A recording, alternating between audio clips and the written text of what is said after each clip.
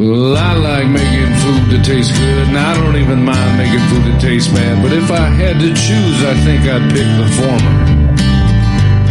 So if you want to know how to make it a little bit better, but maybe not quite as good as it maybe could be, I think that you should listen to what I'm talking about.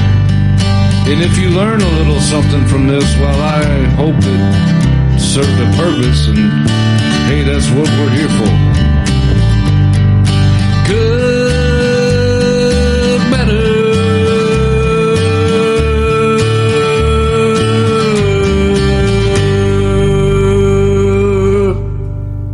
Nailed it. Woo! Hello, and welcome to the Cook Better podcast. My name is Corey, and I am excited to get into it today. I've got a lot to talk about. I know it's been a couple of weeks. Excuses and stuff I can throw out there, but it's been a busy couple weeks, and I am looking forward to getting back into some of this cooking that has happened. I think over the past couple of weeks, I did a lot of purchasing food rather than making some, but you know, it's been, again, as always, it seems to be about 50-50, and that's pretty good. But I was on vacation all last week. If you remember, my wife and kids had left a few days early in the motorhome with her parents, and we were headed across the United States, or they were headed across the United States.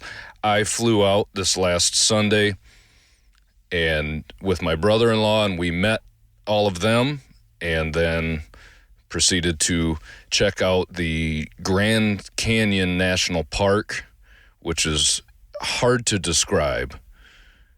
I took a couple pictures with my phone of the landscape. You know, you're standing on the south rim of the of the Grand Canyon, looking out at, and it's just hard to fathom to get depth and get size when you're standing there. And I took a couple pictures, but then I realized this is ridiculous. The pictures kind of look cool, but there are people out there that have done a much better job than I have, or taken much better pictures than me, and it's still hard to grasp the overall size of the place.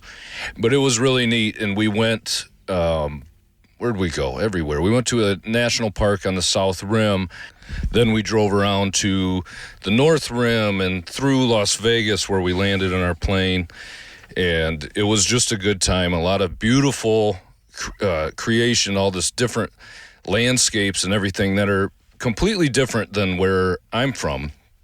And one of the things I did not expect, I knew down in Arizona, Nevada, and some of the southern Utah area, that there's a lot of desert type area.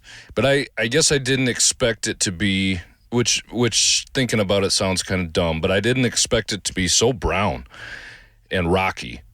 But that's what it is for miles and miles and miles. It's rocks and dirt, and the green that is there is very short, like little 5-foot tall bushes at the biggest, seems like. And just beautiful structures. We went down into Flagstaff and Sedona, where you're in the mountains, and there's these red rocks just cut into to make the roads in the town, and beautiful, beautiful scenery. And then I flew back into Michigan at the end of the week, and I couldn't believe, as I'm driving out of the airport, I'd only been gone for 7 days, one full week, and I couldn't believe how green everything was in Michigan. It just was almost overwhelming. And there's a guy that I work with who is from Arizona, and I'd never thought about it before, but I said to him, did it feel weird when you came to Michigan, like how green everything was? And he said, oh yeah, it was it felt overwhelming, the amount of green, probably like it would be for somebody from the southern part of the United States to come north during the wintertime and see it all white because everything's covered in snow, I imagine. But it was a great time. It's always cool to go see a different place. Where we went, and then we did whitewater rafting in the Colorado River, and we used a guide service through the Hualapai tribe, and that's in Peach Springs, Arizona. And just for reference, because I know that people listen that are from Europe. I know there's people in Germany and Belgium and Europe area. It's weird because the United States is very large. And so just for reference, from where I live to Peach Springs, the Wallapai Native American tribe reservation where everything's at there is 1,930 miles. I don't know what kilometers is for that distance, but for reference, it's 1,930 miles from where I live in Michigan. And to put that into perspective, Lisbon, Portugal, which is kind of on the far west side of Europe, from there to Warsaw, Poland, is 2,089 miles. So very similar, within 100 miles. And in that that path to go from Portugal to Poland, you go through 6 different countries. Now, why does that matter? I think it matters because you can think of the different cuisines and the type of food that you have and just cultures in general in 6 countries. And there's even obviously different cuisine and cultures somewhat in individual countries. But staying in the same country, I traveled the equivalent of going through 6 countries. So it's kind of one of those things, and I guess I'm thinking and trying to talk at the same time. Sometimes that's difficult for me. But some people go, well, Americans don't travel enough. And there is maybe some truth to that. And the reason that I do agree with that is this. I think it's important to understand different people, different cultures, and I appreciate when I meet people from different countries and get to learn about the way they live and the way they do things. I do. So there's that. But I also think that within the United States, we have got a ton of different people, for sure, with different backgrounds and different cultures, all different things that we can see within our own country. And that's what makes the United States really neat. I went from the area that I'm at down to the Grand Canyon, and we stayed on tribal land. That's the Native American indigenous people who have a history all their own. And in many ways, it's been a sad history because of really how the country even started. I won't go into all that. We all know those stories. But so their life is totally different. And also, Arizona, if you're not familiar with the United States, is right near the Mexican border. And so you've got a lot of people from Mexico that are up there. And so I actually did get to have some really good Mexican food. And there's just so many different things that it's just exciting to try. And if you go down into the South, there's just different cuisines into Louisiana stuff. I didn't go there. I can only speak on the places that I've been to. I'm not huge on traveling myself. I like to visit places through food. That's what I like to do. It's a little bit stressful to me with younger kids. I'm constantly worried about what they're doing and where they're at. It's something I wish I could shut off in a way, but it's not. It is what it is. Even this past trip, I'm constantly, where are they? What are we doing? We went whitewater rafting. It was a wonderful thing, and I'd suggest it to anybody. It was really cool, but all the way up to it until when we were in the water, I was nervous. The people said, the kids will be fine. They're old enough. And I didn't, that didn't matter. You can tell me everything, and I still am worried about that. I can't shut that off. So travel can be stressful for me. That being said, I'm glad we did it, and it was very enjoyable, and it was awesome to see really I think it's one of the 7 natural wonders of the world, the Grand Canyon. And there were people from India, and I actually did meet a couple people from Germany that were there, and all over the world people are coming to visit this place. And so it is very neat, and Yeah. So anyway, I don't know if any of what I just said makes any sense, but that's kind of where that was at. But the last couple of weeks have been great. I had, like I said, when my wife was gone, I tried to watch, I don't know if I mentioned it on here. I just tried to watch a movie that, my wife maybe wouldn't be interested in. She didn't really care. So I did get to do that. And a guy from work let me borrow a movie that I'd been wanting to see for a long time.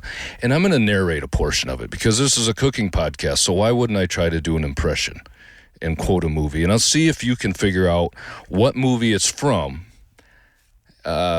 just based on my impression. I know my Gordon Ramsay impression wasn't very good last time, but we'll see if this one's any better.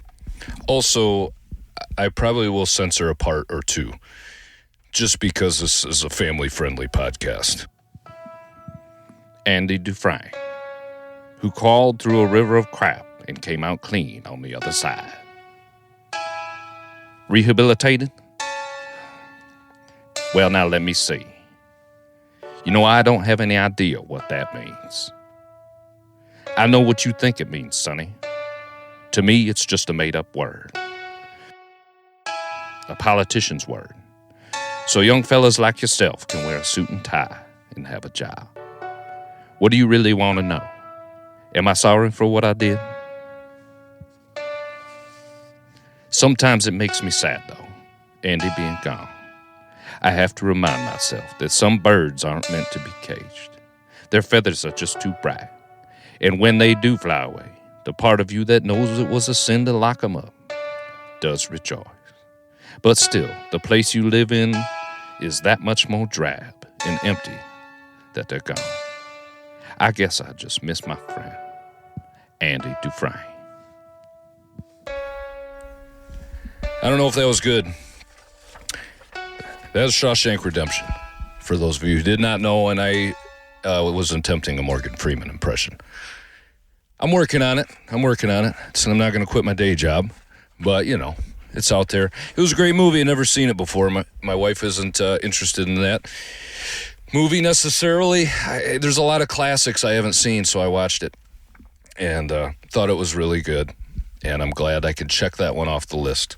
So before we get into the food, just one more thing that I have to mention, and this was so cool, and I have a hard time even putting into words some things. You meet people and you work with people and you do things and you don't know the effect you have on some people, but at the same time, they also don't know the effect that they have on you, right? I am talkative, obviously, but I'm not at work somebody who's just constantly, how was your day? How do you do? I talk to people, but I don't know what I'm trying to say. I don't go out of my way I hope I'm not annoying is I guess the long or the short of it. And I had this past week, there's a woman named Kathy who I've worked with for many years. She actually, it's a long story, and I've got a microphone and a podcast, so you're just gonna have to listen to it. But she worked with my dad way back when I was a young kid and finished the drywall on a house that my dad built along with another guy named Pete, if my memory serves me correct. So I met Kathy way when I was 10, 12 years old, something like that. Fast forward to me graduating high school, I started working in construction. I worked for 2 different companies over the course of 8 years. And then I started working for another place, and Kathy still worked there, same place she had worked for before. And so I got to meet her again, and I thought it was cool at that point because I remembered her from working on my parents' house. And, of course, she reminded me of that, too. It wasn't anything big secret, but I'm sure it was weird for her to see me. Man, I've been doing this a long time. 12-year-old kids now at 24 or whatever working with me. And so, we obviously talked and worked on the same job sites. Kathy's a drywall finisher. I did whatever I needed to do. I can finish drywall. I don't think I'm that bad at it, but there's, it's an art form, and it's something that some people just have a knack for it. Kathy's always a very good drywall finisher. Not that your job defines you in any way, but there's an attention to detail there that you really have to end up with a good finished product. And so we worked together for quite a few years, and then when the company I work for now started, I quit where I was at, and we didn't work together for a couple of years. She just recently, 2 years ago or so, ended up coming and working for where I'm at, and then retired.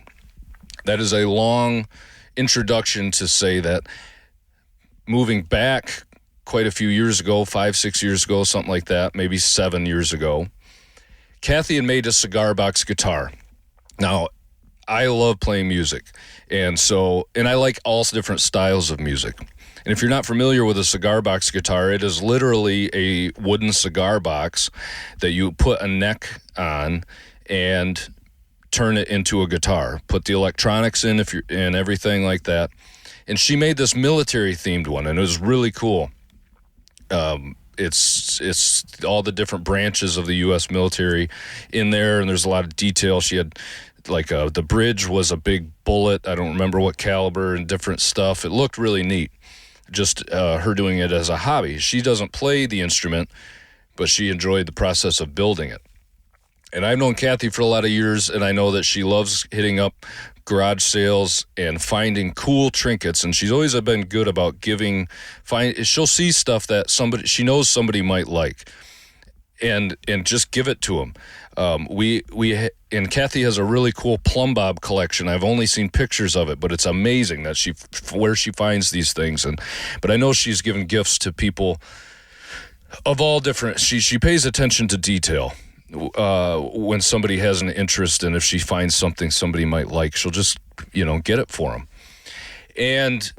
But she makes this cigar box guitar, and I had jokingly said to her, this was a couple years ago or whatever, that I wanted her to make, I said, you need to make me a cigar box guitar about cooking. This is before the podcast, obviously, just because I've always had an interest in cooking. And I thought that'd be something where you could maybe find some things, but maybe an odd enough combination, music and cooking, to incorporate that into a guitar. How do you do that? And she said, no, you got to make your own. I'm not making, it's too much pressure and too much whatever, understandable. And she said, you got to make one. I'll make a different one. We'll make it at the same time so we can bounce ideas and experiences off each other. And okay. Left it at that. Fast forward now, I kind of forgot about that conversation, but she had called me last week and said that she had made another cigar box guitar and wanted me to tune it for her because she doesn't play. So she didn't know if she had it strung up correctly or if I could tune it for her. And I said, yeah, of course. And she's retired by now. I don't know if I mentioned that. Kathy has since retired. And so I was going to be at the office, so she came in Monday, and then she set it on there, and then I opened up the case and kind of looked at it. Oh, yeah, that looks really cool, And then I kind of looked a little closer, and I said, oh, it's got a Phoenix on it. That's the name of the company we work for. And then I saw some cooking words, and then I said, oh, and she goes, yeah, you dummy, or something like that. It's for you. And it totally caught me by surprise. It's embarrassing that I didn't realize what was happening, although it would be bad for me to assume that that's what was going to happen and then for it not to. But this thing has got so much detail to it. On the body, on the face of the body, there's cooking words stenciled in. And then she has big stenciled words are cooking topics, and the little stenciled words like shred or bass, which is spelled the same as bass in English, so it kind of looks the same. Those could be used, are either musical terms or food terms. And then so it's just a beautiful and a functional instrument, even more impressive. It doesn't just look good, it actually plays. She's got electronics on it. And the hardware where the knobs are for volume and tone and the switch between the pickups is that is a Telecaster, like it's a Fender Telecaster hardware looking thing, and I recognized that immediately. It's a pretty signature look. And I said, "Oh, it's like Telecaster hardware," and she goes, "No, it's the Podcaster. Fender has a Telecaster, Stratocaster, so she called it the Podcaster because of this." She said she listened to my podcast while she was making it and just made it for me. The headstock has a promotional keychain from a restaurant in Italy medallion put in it, and just all these details. And she wrote me a letter explaining all the different processes and in every part of it. And I tell you, I don't cry for anything, really. I don't know what it is. I'm not a very emotional person in a way that shows physically, if that makes sense. I don't cry. But that was very close, incredibly close, because that's the most personal thing. And she made me a pic that was from the year I was born, and just all these little details and just the amount of time spent in making this, a beautiful walnut fretboard and all this stuff. So cool. If this was a video podcast, this would make a lot more sense, but it's really cool that this was a gift. It was cooking themed and just a heartfelt gift. I can't say anything more than that. And it's amazing the talent that people have, and when they share that talent with others, that's the most fun part about it. When I cook a meal, if I'm making it for myself, it's not near as fun to make a really good meal and just sit on my own in a chair and eat it by myself. I want to share it with somebody, with my family, with my friends, whoever it might be. Same when I play music. I love playing music and just sitting on my own practicing or whatever, but it's called practicing when you're doing it by yourself, and it's playing when you're doing it around others. I sing at our church. I play music at our church. I sing and do things anywhere I can with friends, and so sharing a gift that you've been given is so rewarding. And I didn't ask for this guitar, and she just, out of the kindness of her heart, made it. I'm sure it was fun for her to make. I don't know how she kept it a secret for as long as she did without. I'm bad with secrets. I got to let them out sometimes. So I could only imagine that it's difficult to not say anything.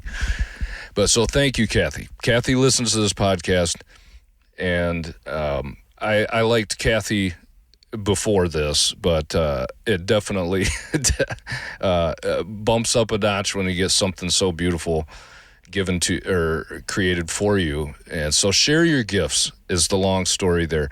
If you've got a hobby or an interest or a gift like that of any kind, but whether it's art or painting, share with other people. It can be just such a blessing to them, and it's fulfilling to share that with others. So thank you, Kathy. I appreciate it so much, and I can't say enough. I'm going to do this episode just the food from the last couple of weeks. I'm going to overlook the intro because this whole episode is just going to be what's happened. I've had some interesting food from places that I'd never been to before. Obviously, I said I was on vacation, and so that's part of it, but I'm just going to spend the rest of the time going through what I've had over the last week and a half and what I've made. So when I left off, it was a night my wife and kids were gone. I think it was the anchovy pizza, which is a great way to do it. I think I say phenomenal and fantastic a lot, so I'm actively trying to come up with other adjectives to describe the food that I've had. We'll see how well I do with that. It may or may not work. We're going into it. So after that, I went to a buddy's house. Like I said, wife and kids are gone. I got invited to go to somebody's house that I hadn't seen in quite a while. He had moved away to California, then he moved back, and so he's been back in town for a little while, but he has just built a house, And in his garage, he's got a cigar lounge. Now this is just like a smallish room that has, the leather chairs, the dark paint, exactly what you think about with a cigar lounge. It's got a TV, some furniture, and he's got this exhaust fan so you can sit in there and smoke cigars. And so I went over there and we had a whiskey or a bourbon rather, some Blanton's, which is a very, very nice bourbon, I believe, and some cigars. I love having a good cigar. Even a bad cigar is nice sometimes, but we had this good cigar, little whiskey. And then, the high class, you feel high class when you're sitting in. We had that was Andrew's house, and buddy Nate was there. And, you got this really expensive bourbon, nice cigars, and the food that we paired with all that was Taco Bell. So, you can't class it up completely. But Taco Bell was great. I'm not going to say phenomenal or fantastic, but it hit the spot, It hit the spot. The next day, this is the day before I traveled, so I had to bring my dog, Fern, who just had surgery, eating a rope. I talked about that the last episode, and she was going to be staying at my parents' house for the week. My parents were generous enough to allow her to come over for the week while we were gone so that we didn't have to put her in a kennel somewhere. And my mom made these onion burgers, is what she called them, and as soon as I'd never had them before. Apparently she's made them a few times, but they were really good and very simple. And immediately I thought of the Oklahoma onion smash burger. If you've ever watched George Motes, I mentioned him in the burger episode. He does regional burgers from around the United States, and that was one of them that he talked about. And this was almost identical to that recipe, so to speak. But all she did was take the mandolin and slice really thin slices of sweet onion, I believe, and put them in a pile on the griddle, and then put the burger on top of that so that those onions are kind of cooking, and then that burger almost steams in that onion steam. And then I don't know, flip it over, put some cheese on top, and then it really almost doesn't even need condiments with it when you do it like that. The onion has so much flavor, the cheese, you've got the fattiness of the burger meat, and it was really good. Very simple, but a ton of flavor in that. So I would try that. It was really good. And then the next day, flew into Las Vegas, drove 3 hours to meet up with the rest of the family, and then we were staying at a house, an Airbnb. So we had a full kitchen and everything, which was great. And we had fajitas on Sunday night. It was really nice to be able to make some food there, and the chicken was a store-bought. Well, I buy all of my meat at some type of store, but this was like a bag of Gordon Foods, not seasoned chicken meat. So we had that in the crock pot going, and then put some green chilies in with it and a fajita seasoning, and that cooked up to make some really good fajita meat, actually. And then we made some refried beans. When I make refried beans, I doctor them up a little bit. I put some milk, some butter, some cheese, all that stuff in the beans as they cook just to smooth them out. I've lately been doing a little bit of lard, which is pork lard. And the reason for that is you get kind of a bacon flavor, but it doesn't have any salt, if that makes any sense. So it really makes a really good pork flavor in the bean without adding a ton of sodium.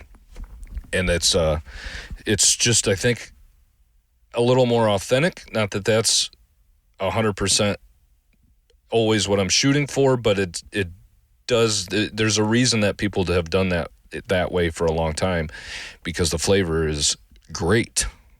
Phenomenal, some might even say, when you do that. Just dress it up. If you take your beans straight out of a can and dump them into a pot and heat them up, they're going to taste okay, but nothing like they could by just adding a few more simple ingredients.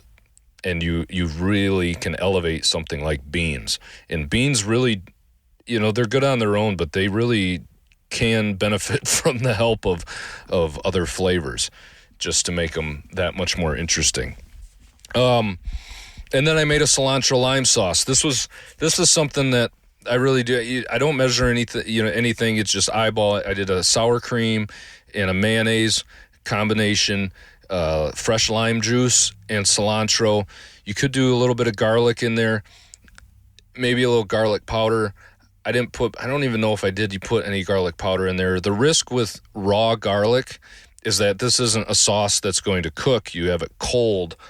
And so that raw garlic can be a pretty pungent, bitter flavor when it's not cooked. So I wouldn't use raw garlic personally. But a little garlic powder wouldn't hurt anything. I maybe put a little bit in. I honestly don't remember. But ideally, then you have some cilantro, a lot of cilantro. Usually at home, I will throw this in a blender. The Airbnb where we were at had a blender, so I thought this sauce is a perfect thing to make. I diced the cilantro, if you want to call it diced. I don't know if that's the proper term, but cut up the cilantro relatively small, knowing that it's going to go in the blender and get pureed, and mix everything together. Dumped it in the blender, pushed the power button, and nothing happened. So the blender's broke. Dump it out. We've got a pretty chunky cilantro lime sauce. Not blended and looking pretty and green, slightly green like it should, but hey, it tastes pretty much the same, and it worked really well with the fajitas and everything, so that was acceptable. The presentation wasn't what I wanted it to be, though, not going to lie. It was disappointing, and I tried monkeying with that blender multiple times, couldn't get it to do anything, is what it is. But that was that night, and then the next night we had burgers and hot dogs. There's a grill at the house we were staying at. Why not make some burgers and hot dogs when you see a grill sitting there, right? So we did that. A flame grilled burger is always good. I have a griddle at home, and I don't have a charcoal grill, and I don't have a gas grill anymore. The way I make burgers at home is always on the griddle. And I like that because I like the way you get the Maillard reaction and you get the browning and the crust on a smash burger type burger. That's typically my favorite. But what you don't get from that is the flame broiled texture and flavor. There really is a difference in flavor there. And so when I'm somewhere and we have on a grill, not a griddle, when we have burgers and they're thicker burgers, it's kind of a treat for me because that's not the way I make them. And so I do enjoy it. And now that I've been making them on a griddle, I used to think, what's the difference? It doesn't matter. There's not a big flavor difference. After having done it with a griddle for so long, having one over a flame, cooked over a flame, is very, it does taste different. It's a different experience. And my biggest thing with that, though, is you have to be very careful because all that fat drips off and goes away. You can easily end up with a well-done burger, and when that happens, it's very dry because all that fat is dripping down and disappearing. It's not staying with the burger. But that being said, it was really good. That wasn't the case. They weren't overcooked. They were cooked just the way they should be. And so that was that meal. The next day, we did a Jeep tour, a pink Jeep tour of the Grand Canyon. It was raining. It was whatever. But while we were waiting for our tour to start in the place that we were at, they had a Pizza Hut. So we got Pizza Hut, a couple pan pizzas for the kids, and a Pizza Hut pizza is a good pizza. That was a lot of pizzas in that sentence, but it still remains true that it was very good. So I would I don't really know much what to say about that. If you've never had Pizza Hut, you should give it a try. If you have had it, you know exactly the experience that I had, because Pizza Hut is the same everywhere. Following night, moving on. This is the closest to authentic Mexican that I had when we were down in Arizona. And I was so surprised by the difference in texture and flavor of the tortilla that I'm going to be making my own flour tortilla, because I've tried once. Now after doing this, I now know what it should taste like when you make it yourself. So I'm going to be attempting it again, but we went out to eat and we were trying to find a place, and Don Betos is the name of the restaurant. I don't know if it's a chain type restaurant. I don't know if it's a one-off mom and pop type of thing.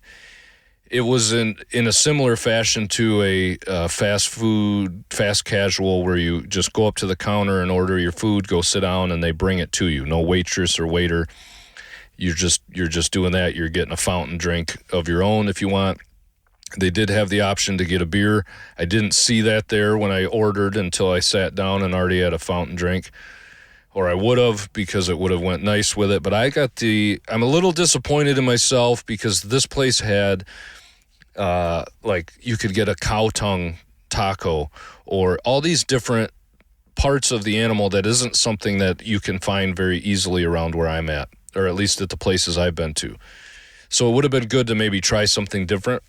I went with a birria burrito, and it was really good. Now, if you've never had birria, it's like a roast. My closest comparison for a white person from the Midwest would be a really well-cooked roast beef, and I mean well in the word of done correctly, a well-cooked, super tender beef roast that then has flavors of like ancho chili and arbol and different, and cumin, a little bit of cumin, not a ton really. That wasn't heavy in the flavors, but that's kind of that there. And you can find birria tacos and burritos at many Mexican restaurants. But the flour tortilla that this burrito was wrapped in was something that I'd never had before. And it was fantastic. And I can't say enough about it. And then something I'd never seen before as well, they had a big pot sitting by where you get your fountain drink, your soda. They had a big pot, and it was just scoop your own beans. And they had little styrofoam cups. And I believe they were pinto beans, and they had bacon in them, thin strips of bacon.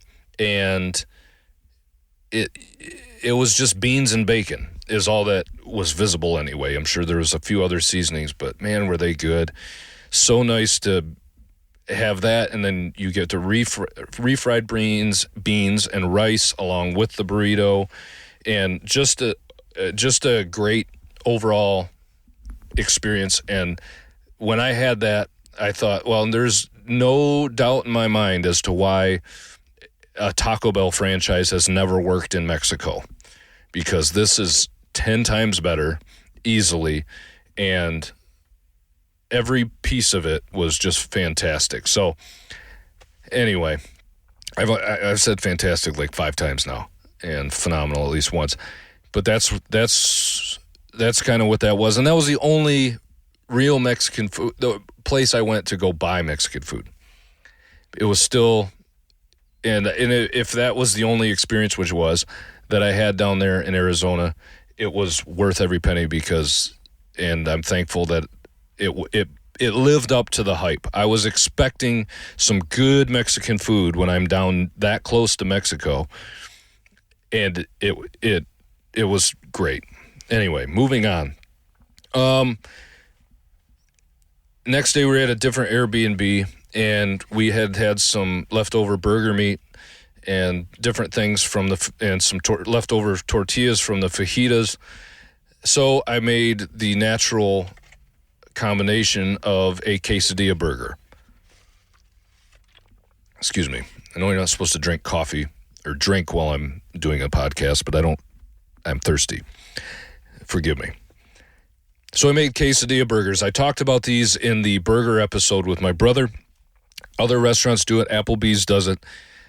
I've been making them this week. My first experience with it was at the Dungeon in Granville, Michigan, that did it. And so that you just make a burger patty, cook the burger pretty well through, put your toppings on a big tortilla shell, and wrap them up like the Crunchwrap Supreme style from Taco Bell. Fold it over and put it back in a pan or on a griddle to kind of seal that tortilla shut, and then flip it over, get a little browning on the tortilla, and you're done. This, if you haven't made this, it's so easy, and it changes the flavor. Getting away from a bun, especially in the United States here, we have very sweet. The buns are typically very sweet, and a lot of the tortillas that you buy can be pretty sweet, but there's just something in the textural difference and a little bit of the flavor difference that makes it just that much better. So try it. It's a good way to change things up. Next day, this was when we were at the Wallapai Tribe reservation. We stayed in a hotel, a lodge. It's called the Wallapai Lodge or something like that. And it's spelled with a H. H-U-A-L-A-P-I or something, if you want to look it up. It's a Native American tribe, and this is where we were going to be going whitewater rafting. They were the Wallapai River Runners is the guide service that we used, and so they picked us up right from the hotel in the next morning. But that night, there's a restaurant in the hotel, and all this is on reservation land. Very interesting, and still a concept, not a concept necessarily, but a way of living that I don't fully understand, because the Wallapai tribe, being on a reservation, is their own sovereign nation within the United States. And so they have some of their own laws, and if you break the tribal law, you are not only susceptible then to the punishment that the tribe has. You're also breaking national federal law and state law all at the same time. So you got the trifecta there. And I'm not really worried about breaking laws, but the big thing when you're in a place, I don't know their laws. If they have different laws than the rest of the country, I don't know. I still don't know. So it's very interesting but everybody that lives on there is part of in the reservation where we were at is, I believe, part of that tribe in some way, shape, or form. So the restaurant that was in there, I don't know a lot about Native American cuisine. I want to learn more about it, but what I have heard many times before is about the fry bread. The fry bread is just a deep fried dough, and I did learn more about it because on the menu for the restaurant at the hotel, they had what they called the Wallapai taco, and this was a fry bread taco. Now, fry bread is a very simple dough. Another thing that amazes me about bread dough in general is the ingredients in any kind of bread dough are very simple. It's usually flour, water, maybe some oil, maybe some salt, maybe some sugar. And then you can season that if you are going for a certain flavor.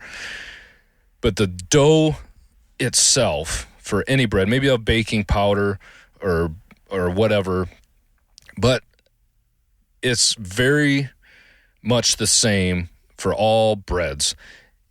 The difference lies in the ratios and the technique of cooking. Fry bread, if you baked it, I'm curious if it would rise, because there's baking powder in there, if it would rise and turn into like a loaf. But because you roll it out, you roll out the dough, similar to the way you would a pizza dough, and then you put it in oil. Now you do just a shallow pan, and you drop it in the oil for only like 10 seconds on one side. It turns golden brown. You flip it over, and it's another 10 seconds, and it's done. And this doesn't seem like something that would have a ton of flavor on its own, but it does. I'm going to tell you that right now. And to use it as, it's basically like a elephant ear, if you're familiar with what that is. It'd be at a fair or at a carnival. They sell elephant ears. That's what they're called around where I'm at. I know other areas they're called something different, but it's a deep fried dough, and typically there'd be sugar on it, maybe some cinnamon and sugar. And that's what a fry bread is you can make it a dessert by doing that, cinnamon and sugar. They also, at this restaurant, had the option of ordering a fry bread dessert, which had honey and sugar on it, and I didn't do it.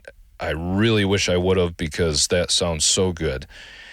But I got the taco, so you can use it for savory or sweet. And it was great. The taco meat, the lettuce, the tomato, and I put some sour cream on it and some salsa.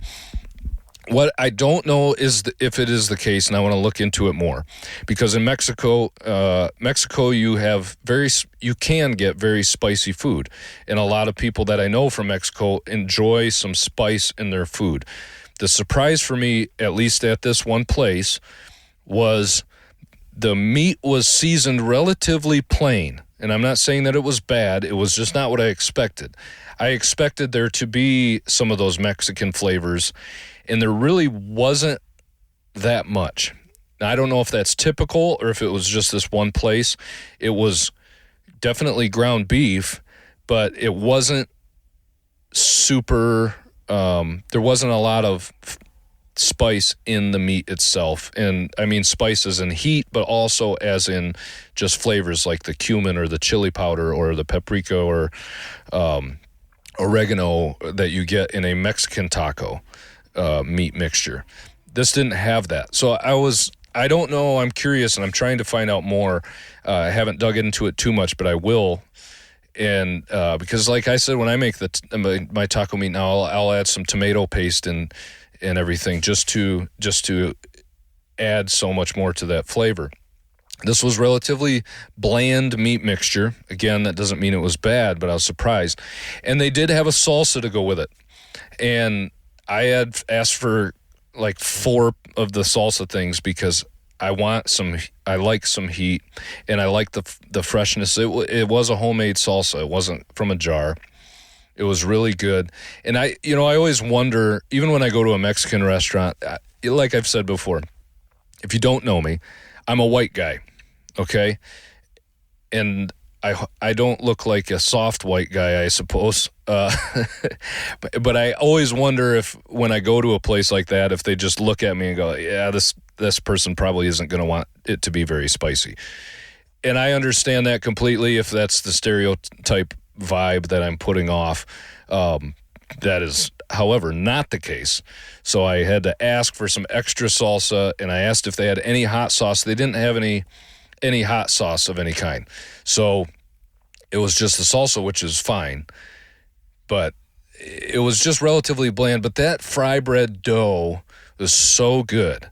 It changed the flavor of the taco in a way that just didn't, it wasn't like a regular taco. When you have a corn tortilla compared to a flour tortilla, there's a little bit of a difference there. But now you go from a flour tortilla to a fry bread. It's not a tortilla, but like a tortilla, it just changes it that much more. I think it's something that I'm definitely going to try to make myself now. My son and I looked on YouTube, great resource, and now I follow a couple Native American cooking channels. There's one like the Navajo Grandma that I started looking at, and my son's writing down the recipe for to make fry bread because he had some too, and it was so good. So look it up and maybe give it a try. I can't recommend it enough. And I'm going to continue to dig into the Native American cuisine. I don't know what that cuisine is, if there even is a separate genre, so to speak. but I really want to dig into it because I was very intrigued and very impressed by that fry bread. Carbs impressed me. What can I say? The next night, I mean, again, we're on vacation, so I'm not cooking as much as I normally would. But the next night, at the same restaurant, we had gone the whitewater rafting. Was absolutely a ton of fun. We had a guy, his name was Malachi, was our river guide on our raft down this river, and they brought a cooler, and we were on the river for 6 hours, and he pulled off to the side at one point. He had a cooler full of sandwiches made and gave those to us. We all had sandwiches, tasted great after freezing cold 46-degree water that we were bombing up and down through the rapids, and when it smoothed out, then we got to a spot and had lunch. But that night we got back to the hotel, and we, what did we do? We got back to the hotel, and we went back to that restaurant. And this time I wanted, that fried bread taco, the Wallapai taco sounded so good. But I like to try different things when I'm somewhere else. And they had a lot that catered to the average tourist palate. I'll say that. Chicken fingers and a burger. And I know how to make a burger, and I can make a burger as good as any restaurant. And so when I go someplace like that, I don't want chicken fingers. I don't want a burger. I want to try something that maybe they're better at making than me, which is the case for a lot of things. I can make a lot of stuff, but there are definitely most cases where somebody's going to be doing it better than me. But if it's a somewhat local cuisine, then I know for sure. So I want to try that. And they didn't have much to choose from along the same lines as the fried bread taco, but they did have a chili verde pork burrito. It's just like a roasted pork, shredded pork, filled burrito with a chili verde, which is like a green chili sauce poured over the top. And it was really nice to try. It tasted really good. Again, I was not disappointed. I was just hoping that maybe that was when I see verde, that tells me more of a Mexican. That's Spanish for green, so that tells me it's more of a Mexican thing, not a Native American thing. And that fry bread was really the only thing on the menu that was that hinted Native American food. This seemed more like a Mexican dish. Maybe it's something that the Wallapai tribe has all the time. Very possible. But that was it. So unfortunately, I didn't get to try a lot of the Native American cuisine. But that burrito was really good. Came with some rice and beans like you would typically find at a Mexican restaurant. The next day, I forgot to mention, the first day I was in landed in Vegas, drove out of Vegas, headed towards the national park, Grand Canyon. I'm from the Midwest. So there are things like I said, I'm already 2,000 miles away. 2,000 miles away, they have different food than they do where I live, right? Obviously. But they also have different fast food than I have. And I've never had Jack in the Box. I had Jack in the Box for the first time. It was a fast food burger establishment. Really nice because it was different and they had different things to choose from, and that was awesome. The meal that my brother-in-law got was a T-Pain value meal of some kind, and it came with a free air freshener. Yes, an air freshener for your vehicle. So of all the things to hand out with food, an air freshener would have never crossed my mind ever. But just still is funny to me that was the case. We hung it in the rental car and drove around with it all week. So we did put it to use. But that was really good. But I say that just because I'm looking at my list here. Then the Sunday that we came home, when we were in the airport, I got to have Shake Shack. Shake Shack is a West Coast fast food type place. We don't have those by where I live, so I was excited to get to try it. Again, it's a fast food burger, a little bit different. It's a little thicker burger than your McDonald's or whatever, but it's still fast food, and it's a similar flavor going on there. And I did get a vanilla shake, which was really good. Then the next night, I just now realized I never said thank you to my mom for this. I better text her soon and say thank you before she maybe would finally hear me say thank you on the podcast. But my parents had watched our dog all week. And like I said, thoughtfulness from people, I appreciate more and more, and hopefully recognize more and more. Not just when people give me things. I don't want it to seem like, hey, give me something and I'll appreciate you. No, that's not. But people sharing their gifts. Kathy made me that guitar. I got this. And then my mom had made us spaghetti. And her and my dad had already been watching our dog all week, and she knew, obviously, we were on vacation all week.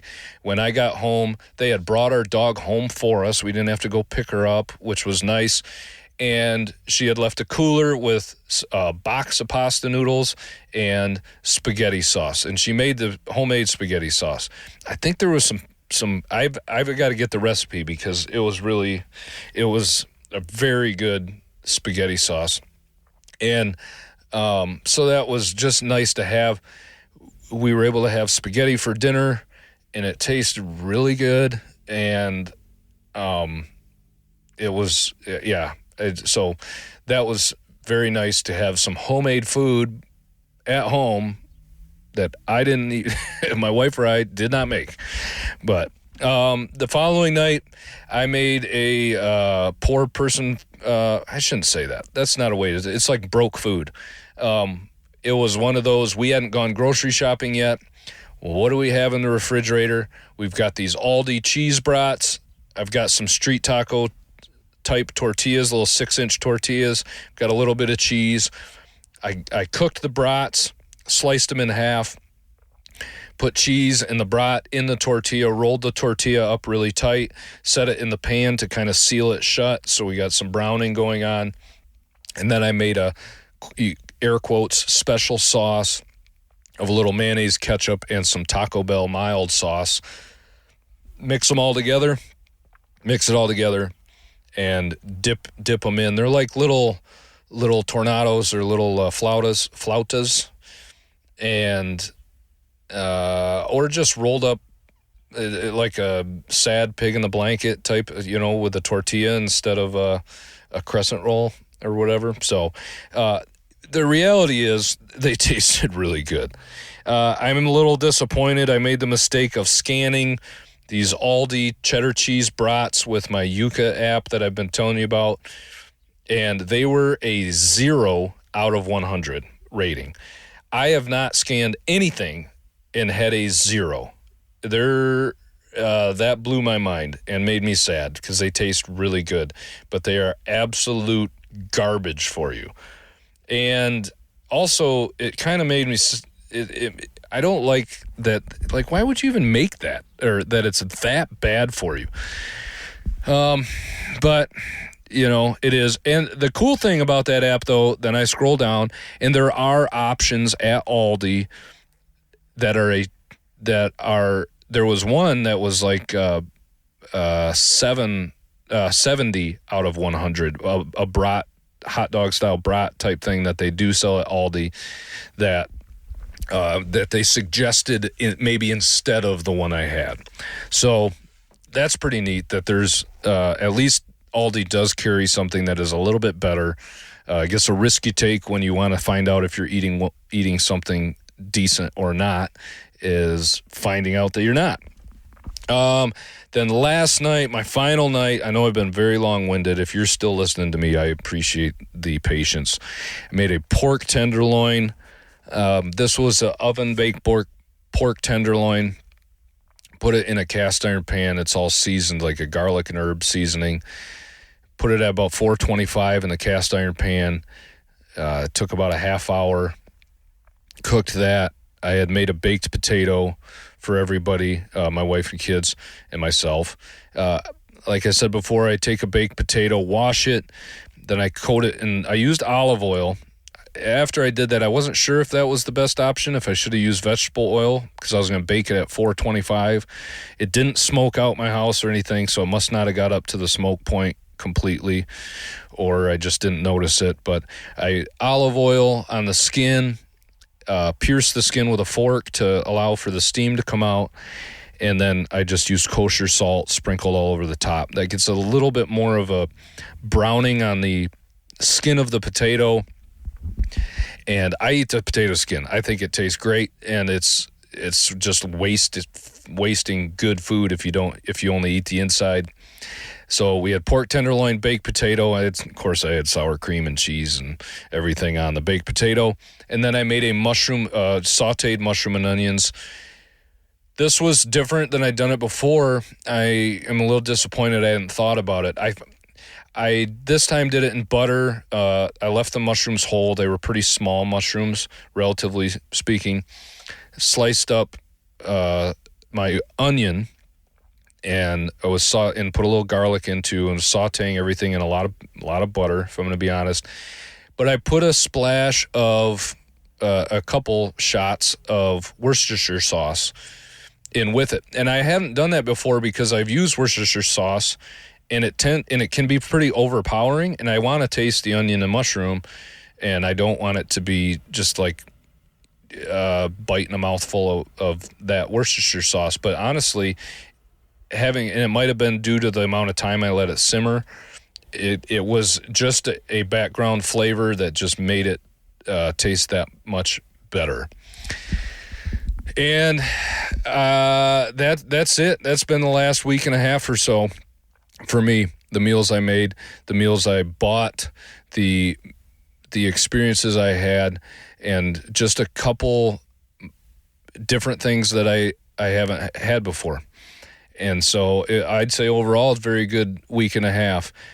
I love that's my favorite part of the traveling was trying just those couple meals, and so good. Yeah. Anyway, that's all I got. Thank you so much for listening. Leave me a comment. Let me know if I am curious, because I do know that there are people from other countries that listen. What is your favorite type of food? I know friends of mine lived in Germany for a little while, and they suggested and made for me some currywurst is what it's called. Look it up for yourself. I might go over it soon. I think I'm going to have to make it again. Kind of a popular street food, or so I'm told, in Germany. If you live somewhere outside, or even if you live in the United States, let me know something that you think is worth trying or digging into trying to make myself, because I'd love to try a new food, and I'm all about new flavors and experiencing what other people do. So thanks again. I appreciate you listening, and I will talk to you next time.